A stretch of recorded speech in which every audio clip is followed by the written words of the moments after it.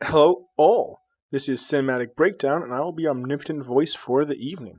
And today, I want to talk to you about movie magic, or more specifically, effects. Digital and practical effects. Now, when I say movie magic, what I mean is the sensation of seeing something amazing and thinking, oh my god, how did they do that? And to backtrack a little, the argument between practical and digital effects have been raging since digital effects were first invented, and that's not what this video is about. And for the few out there who don't recognize these terms, digital effects are simply effects made digitally, while practical effects are those that are actually done for real, or at least seemingly for real.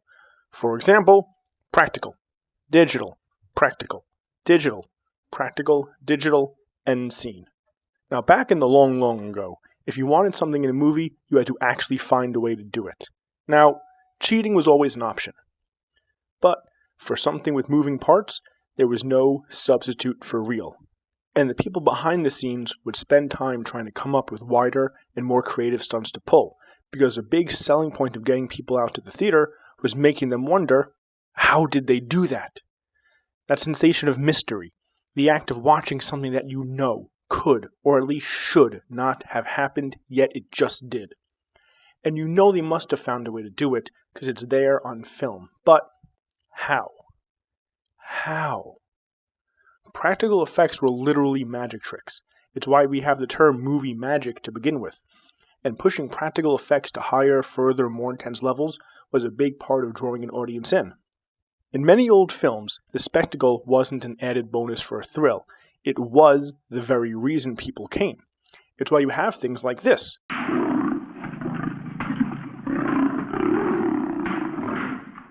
This was before the time of internet or ease of travel, before seeing something like a tiger was no big deal. People didn't come to have a laugh and also see some wild stuff. They came to see some wild stuff, and the comedy, the story, the plot of it all was just to entertain them between quote-unquote shows. Like a museum with a stand-up comedian for a tour guide. You don't go for the jokes, but they sure made you laugh while you moved from one painting to another. But the paintings are why you're there. It's where musicals came from, because good singing was something most people never saw. Yeah, they had the radio, but they didn't see the singer. And what may sound even wilder is that the overwhelming majority of people had never seen someone dance who actually knows how to dance. Actors were not picked by their ability to act. People who knew how to do other things were picked so the studio could showcase their talent. They did not teach an actor to ride a horse. They taught a cowboy how to act. They did not teach an actor how to dance. They taught a dancer how to act. Hell, they would take young children or teens who knew nothing and teach them everything. For years they'd be in acting lessons, dancing lessons, singing lessons, horseback riding, skiing, anything and everything the studio could imagine wanting to show off. And then, when ready, they would unleash the star they built from the ground up on the world, singing, dancing, and doing anything and everything that average people couldn't and would pay to see.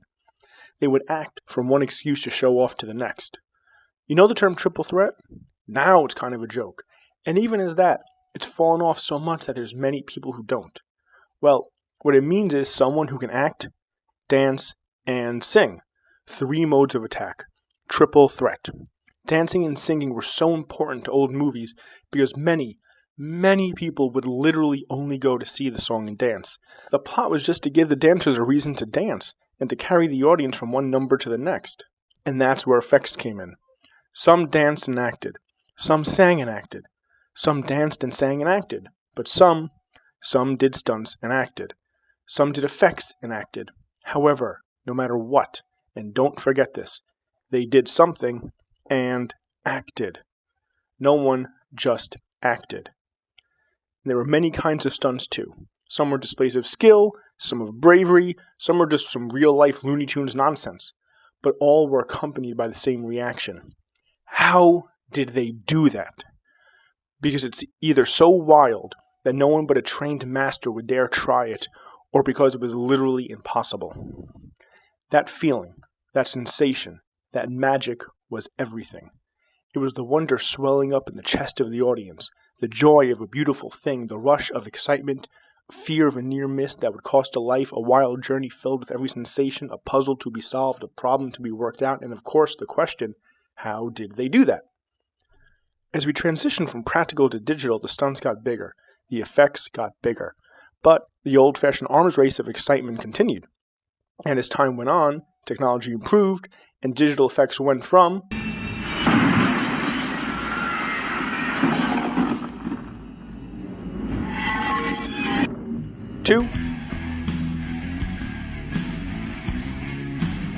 two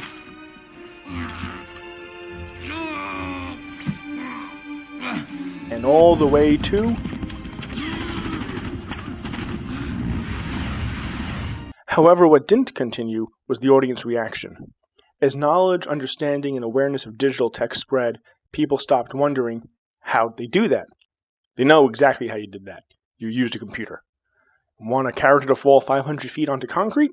No problem, grab a computer. Want to see a car transform into a robot? Computer. Want to see this? Computer. That? Computer. It's gotten to the point where even if you don't use a computer, no one wonders how anymore, because they've seen so much that what you did doesn't raise any questions with them. With that big plane stunt in the Mission Impossible movie, no one, and I promise no one, wondered, how did they do that? They might have thought it looked cool, they might have thought, wow, what's going to happen next? But not one person felt a true sense of awe at seeing something that shouldn't be possible. And they really fucking did this! This is real! Tom Cruise, world famous for doing his own wild and extreme stunts.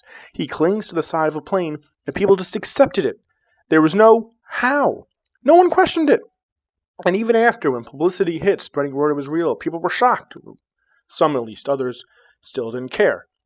But even if they did, that would have been after the fact. During the actual viewing, no one asked, how did they do that? There was no feeling of wonder in them. They went from not knowing and not caring that they didn't know, to knowing and being like, oh wow, that was cool. I didn't know that. And that's the point of what I came to talk to you about today. The reason people liked the big stunts and wild effects was because of the feeling they got from it. That same feeling they get when watching an actual magician perform actual magic.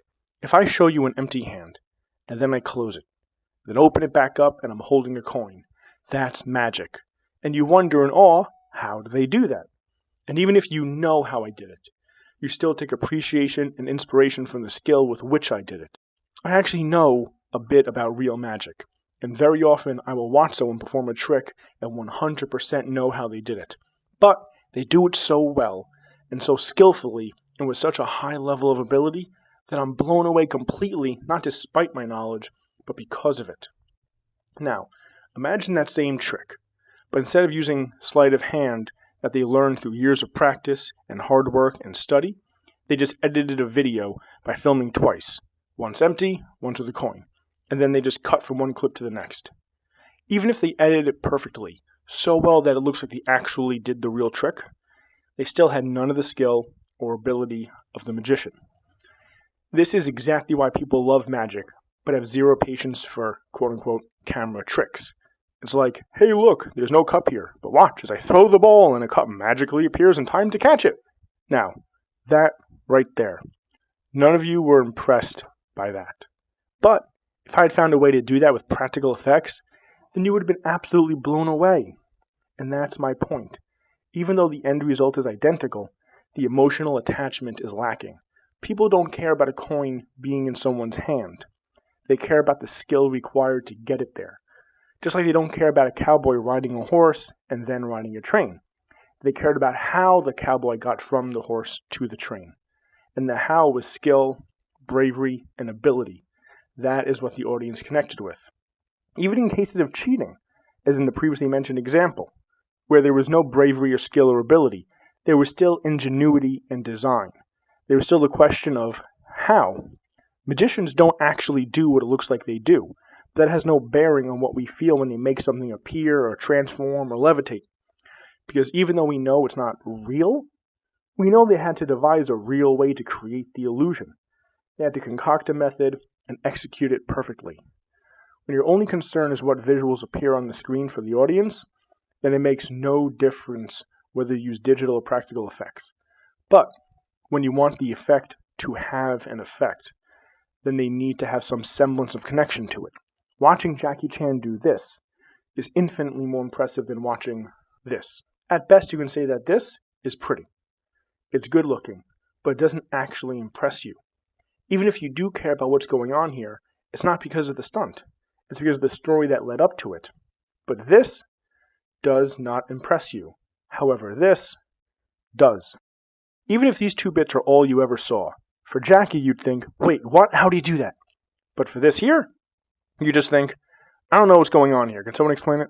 Because even if we don't have the editing skills to create this level of digital effect ourselves, we still know exactly how they were made. Someone sat down in front of a computer, some amount of time later, the stunt was complete. And like I said, when it comes to these effects, the question of how is all that matters. And once a computer gets involved, people stop asking. When you're trying to add something, or tweak something, add a detail here, adjust that there, accomplish a task, digital effects are perfectly fine to use. But when your goal is specifically to showcase something as an amazing feat, a stunt, an effect, some kind of something that's meant to make the audience say, oh my god, wow, how did they do that? Then you absolutely cannot use a digital effect. Because we know how you did that. You used a computer. Again, movie magic is magic. I make a card appear in my hand which was empty a second ago. Amazing! I make a cup appear where there was none. Literally no reaction. Digital effects, by their nature, are not impressive. They can be beautiful, they can be wonderful, they can be absolutely amazing artistically, but they will never make someone ask, how did they do that? Because they know. Even if they can't replicate it themselves, even if they don't have a clue as to how the programs work or an ounce of understanding as to what goes into creating a digital effect, they still know enough to not wonder, how did they do that? And getting them to wonder exactly that is everything. The entire point of the vast majority of stunts, effects, set pieces, etc., are to make the audience ask the question. And no matter how flashy, amazing, good-looking, or polished it is, if they don't ask, it didn't work. This is a magic trick. This is not. One inspires, while the other just doesn't. So if you're trying to create a moment that makes the audience ask the question, do something that will actually make them wonder, how did they do that? Peace.